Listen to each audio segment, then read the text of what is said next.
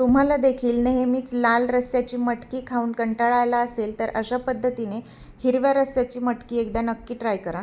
त्यासाठी ताजी मटकी धुवून घेतलेली आहे, कांदा बारीक चिरून घेतलेला आहे, थोडं ओलं खोबरं होतं म्हणून ते चिरून घेतलेलं आहे, शेंगदाण्याचा कूट, हिरवी मिरची, आलं, लसूण, जिरे आणि कोथिंबीर तसेच कढीपत्ता याचं वाटण तयार करून घेतलेलं आहे। आता एका पातेल्यामध्ये तेल गरम करायचं आहे, त्यामध्ये जिरे मोहरी छान तडतडवून घ्यायची आहे आणि मस्त घालायची आहे कढीपत्त्याची फोडणी।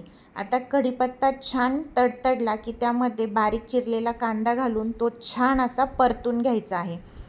मीडियम फ्लेमवरती कांदा चांगला परतत आला की त्यामध्ये हळद घालून घेतलेली आहे आणि आपण स्वच्छ धुवून घेतलेली मटकी यामध्ये घालून घ्यायची आहे आणि व्यवस्थित हे मिक्स करून 1 ते 2 मिनटं परतवून घ्यायचं आहे।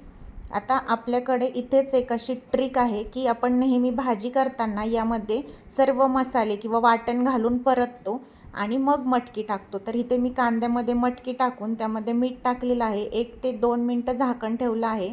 त्यामध्ये गरम पाणी टाकून आपल्याला ही मटकी अर्धवट शिजून घ्यायची आहे। तोपर्यंत आपण एकीकडे वाटण दुसरीकडे कढईमध्ये परतून घेणार आहोत, ना की आपण सुरुवातीला कांद्यासोबत वाटण परतलं।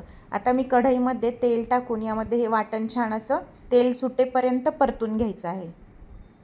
मस्त वाटण परतून झालं की यामध्ये मी मिक्सरच्या भांड्याला जे थोडंसं लागलेलं असतं त्यामध्ये पाणी टाकून विसळून या वाटणामध्ये टाकून घेतलेलं आहे, म्हणजे आपला वाटण छान असं परतून निघेल आणि आतमध्ये शिजेलही। आता ही टेस्ट उतरण्यासाठी आता हे वाटण आपण अर्धवट शिजलेल्या मटकीच्या पातेल्यामध्ये टाकणार आहोत, कारण सुरुवातीलाच वाटण टाकलं तर मटकी शिजेपर्यंत खूप वेळ उकळून वाटणातली टेस्ट कमी होते। अशा पद्धतीने टाकलं तर एकदम टेम्पटिंग चमचमीत मटकीचा रस्सा होतो।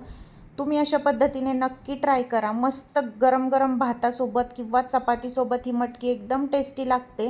तुम्हाला रेसिपी आवडत असेल तर चॅनलला फॉलो आणि सबस्क्राईब करायला विसरू नका आणि तुम्ही हा व्हिडिओ कुठल्या राज्यातून बघता हेही मला नक्की सांगा।